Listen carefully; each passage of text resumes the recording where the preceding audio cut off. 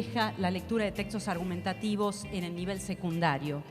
Y con este título intento, por lo menos, puntualizar, centrarme en tres objetivos: discutir la necesidad y la posibilidad de una enseñanza sistemática de la argumentación en nivel secundario como medio fundamental para la formación de ciudadanos críticos y para el aprendizaje de los contenidos disciplinares; destacar la importancia de un enfoque conceptual que integre los aportes de diferentes disciplinas, ya que contribuyen de diferente modo a abordar la problemática en cuestión; y valorar particularmente los aportes de enfoques dialógicos, dialécticos y situados, reconociendo que las prácticas argumentativas se legitiman de diferente modo en los diversos contextos disciplinares. Eso es lo que nos permite hablar de este concepto de argumentación situada. Vamos a recorrer una serie de interrogantes. El primero es el título, ¿sí? Porque es compleja la comprensión de textos argumentativos. Derivado de ello, ¿qué entendemos por argumentación? En tercer lugar, ¿es posible enseñar a argumentar en la secundaria y en los estudios superiores? En cuarto lugar, ¿es necesaria la argumentación para cursar los estudios secundarios y superiores? Y en quinto lugar, que seguro nos va a quedar en el tintero, ¿qué desafíos plantea ese pasaje crítico entre el secundario y la universidad, particularmente en relación con la argumentación? Ante esto, la pregunta, ¿sí?, de todos los años tiene que ver con el título, ¿sí? ¿Por qué es compleja la comprensión? ¿Por qué les cuesta tanto a los estudiantes comprender textos argumentativos? Y una de las cuestiones que venimos trabajando en consonancia con otras investigaciones nacionales e internacionales tiene que ver con la complejidad inherente que tienen los textos argumentativos en relación con otros tipos de textos, como pueden ser los expositivos. Y si pensamos, sobre todo, que tanto en la primaria como en la secundaria, por un lado, se trabaja mucho con textos literarios, lo cual está muy bueno, y con respecto a los textos no literarios, se trabaja mayormente con textos expositivos y mucho menos con textos argumentativos. ¿Y qué es lo que pasa cuando los chicos están tan expuestos solo a textos expositivos? Fíjense que los textos expositivos parten más de un objeto validado, de un tema ya de validez universal, con el propósito de hacer comprender. Hay un mediador que trata de hacer comprender a alguien que no sabe sobre el tema, y una de las marcas es que de algún modo se borra la diversidad de perspectivas, por eso decimos, entre comillas, son más bien monológicos. En cambio, si pensamos en los textos argumentativos, pensemos en los de argumentación cotidiana, los textos parten de un objeto de discusión, ¿sí?, de un objeto acerca del cual no todos estamos de acuerdo. Entonces, aquí se trata de tratar de convencer o persuadir ya en una relación más simétrica, conceptualizada por algunos como proponente-oponente, por ejemplo. Y una de las cosas que más salta a la vista es esta cuestión de la polifonía. Como hay distintas posiciones, distintas posturas sobre un tema, ¿sí?, en un texto argumentativo el enunciador las trae, ¿sí?, a través de citas de autoridad o de citas polémicas, en el caso de citas polémicas para polemizar con ellas y terminar refutándolas para reforzar su propia postura. ¿Qué pasa entonces cuando los estudiantes se enfrentan ya sea a estos textos argumentativos o después a los textos académicos? Y cuando han estado tan acostumbrados a leer con esta estrategia expositiva de solo ver qué dice el texto y no quién lo dice o cómo lo dice. ¿Y qué es lo que pasa? Van a tener realmente problemas para leer argumentativamente un texto. ¿Y qué implica leer argumentativamente? Esto que decíamos, identificar diferentes puntos de vista, identificar los marcos conceptuales, ideológicos e históricos, desde qué grupo se habla, ¿sí?, identificar los argumentos, obviamente, en definitiva, evaluar la validez global de la argumentación. Y otro tanto pasa también con respecto a la producción. Entonces esto nos pone de lleno, nos enfrenta con la segunda pregunta, que tiene que ver, es decir, por un lado está la complejidad inherente de los textos argumentativos, pero también está la complejidad de poder entender qué es la argumentación.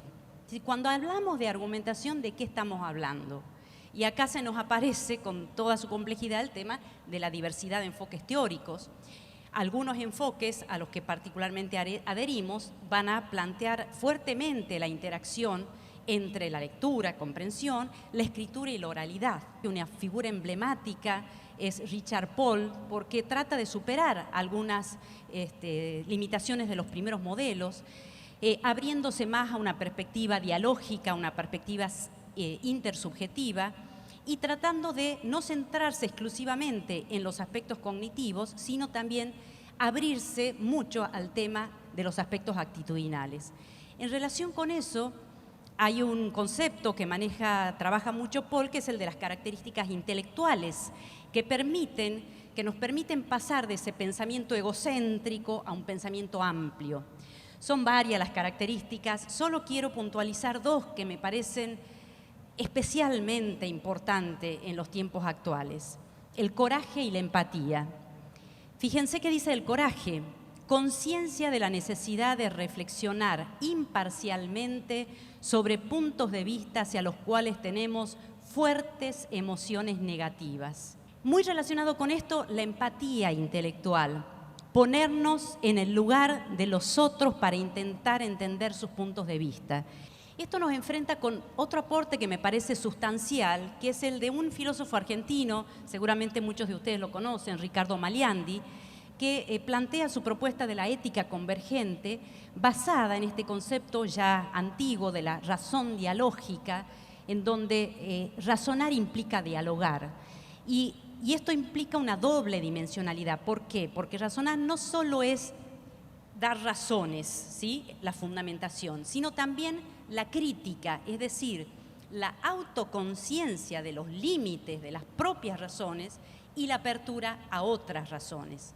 Y sobre estos dos conceptos fundamentales, fundamentación y crítica, más el concepto de conflictividad y validez intersubjetiva, él funda los 4 pilares de su propuesta de la ética convergente. Frente a estos modos de pseudoargumentar, Maliandi plantea lo que él llama esos grados ascendentes de convergencia crítica, y un primer escalón sería lo que él llama la postura estratégica, que todavía es bastante egocéntrica, porque es donde se plantea el enunciador como que quiere convencer a alguien, pero todavía no conceptualiza que hay un otro que piensa de otra manera.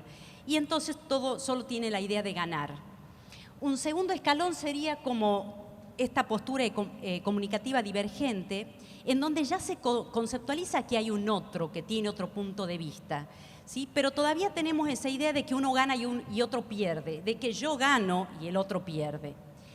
Cuando llegamos al ideal de convergencia crítica, ¿sí?, a esta postura comunicativa convergente, cuando ya no estamos pensando quién gana o quién pierde, sino que ya focalizamos la cuestión en el problema que queremos resolver, ¿sí?, en esta idea de que quizá todos podemos ganar, o podemos ganar un poco y perder otro poco, pero más ganamos todos. Y dice Maliandi, el diálogo crítico solo es posible cuando los participantes están dispuestos a modificar sus propias opiniones y a subordinar sus propios intereses al acuerdo intersubjetivo. Pero para que esto sea posible, dice Maliandi, tiene que haber una simetría de roles. ¿Y qué pasa cuando no hay una simetría? ¿Qué pasa en la situación del aula, donde hay un docente y unos estudiantes, una relación asimétrica? Hay que buscar la manera de compensarlas, dice, para conducir a soluciones razonables. Y esto nos conecta con la tercera pregunta, ¿sí?, que tiene que ver con esto, sí, de los contextos. ¿Es posible enseñar a argumentar en los estudios secundarios y superiores? ¿Qué contextos favorecen o no la argumentación? Solo a título ilustrativo quiero traer a colación unos pocos testimonios que obtuvimos a partir de unas encuestas de nuestro equipo en secundaria y universidad, en donde tratábamos de explorar esos contextos educativos que favorecen o no el desarrollo de prácticas argumentativas. Solo algunos testimonios por demás elocuentes. Uno dice, es sabido por todos que si uno se atreve a contradecir a un profesor, lo más probable es que el alumno no apruebe la materia, quede marcado y que el rumor de ese desacuerdo llegue a oído de otros profesores. Se corre la voz sobre cuál profesor toma las diferencias como un aporte y cuál como una amenaza a su autoridad. Prefiero callar, dice otro, porque el discurso que circula en la facultad, contrariamente a lo que se pretende, no admite réplicas, prefiero evitar el choque. Esto nos enfrenta entonces a la cuarta pregunta, ¿sí? ¿Es necesaria la argumentación para cursar los estudios superiores? Si partimos de esta relación asimétrica de autoridad y poder, no tiene lugar la argumentación. En cambio, si pensamos el aprendizaje como una construcción, transformación de conocimientos sustanciales y genuinos, realmente la argumentación se torna indispensable. Y para eso nosotros venimos trabajando con la necesidad de integrar aportes de las llamadas diferentes teorías de la argumentación, que son muchas, son numerosas, pero me parece importante ponerlas aquí en el tapete porque muchas propuestas editoriales se centran casi exclusivamente en las perspectivas retóricas y no tienen tan en cuenta las perspectivas lógicas, dialécticas y dialogales, que son fundamentales para redimensionar esto de la enseñanza de la argumentación. Las perspectivas lógicas importan mucho porque tratan de preservar esa articulación entre datos, justificaciones y conclusiones. Las perspectivas retóricas nos llaman la atención acerca de de qué estrategias utilizamos para tratar de persuadir al otro, pero muy pocas veces se plantea qué tan buenas son esas estrategias, qué tan buenos son esos argumentos. Algunas teorías como la pragma dialéctica de Van Eberen plantean como 10 reglas básicas, 10 reglas de la discusión crítica que preserven de alguna manera que pueda llevarse a cabo una discusión razonable. Nosotros estamos trabajando fuertemente con este pasaje de la argumentación cotidiana a la argumentación académica, tratando de integrar estas perspectivas lógica, retórica y dialéctica y también incorporando lo que llamamos la dimensión reguladora, ¿sí? E integradora de la argumentación, que es la dimensión epistémica, que focaliza en las transformaciones cognitivas que promueve la argumentación como medio de aprendizaje. Y en este sentido estamos siguiendo varias líneas que se interesan mucho por esta idea del argumentar para aprender, considerando que la argumentación realmente es un recurso privilegiado de mediación en los procesos de construcción de conocimiento. ¿Por qué? Porque por un lado nos permite revisar las propias perspectivas frente a otras diferentes y esto promueve las transformaciones cognitivas. Y por otra parte, a su vez, nos pone en alerta sobre las reflexiones, sobre los límites de nuestro propio conocimiento, es decir, sobre los procesos metacognitivos. Entonces, ya para finalizar, volvemos a la pregunta del título y la pregunta realmente nos hace ver que su respuesta no es sencilla, ya que involucra diferentes dimensiones de análisis que se han puesto de manifiesto a través de todos estos interrogantes que hemos ido planteando. Podemos decir que todos sabemos, la enseñanza de la argumentación es un objetivo que está explícito, ¿sí?, en los distintos diseños, contenidos curriculares, pero en los hechos todavía falta mucho por hacer y nos damos cuenta en el nivel universitario cuando nos encontramos con estudiantes que presentan importantes limitaciones para razonar sistemática y críticamente. Esto no puede ser llevado solo desde un solo campo del saber, sino en el diálogo interdisciplinario, donde cada disciplina tiene algo que aportar: psicología, lingüística, filosofía, estudios culturales, didáctica. En relación con la didáctica, nosotros venimos trabajando fuertemente con lo que llamamos los modelos de enseñanza dialógicos, que parten de esa interacción entre lectura, escritura y oralidad, vertebradas por la argumentación, en el marco de interacciones áulicas que implican que no solo se comunique el docente con los estudiantes, sino los estudiantes entre sí, pares lectores, pares revisores, en esta idea de construir conocimiento colaborativamente para aprender. Muchas gracias.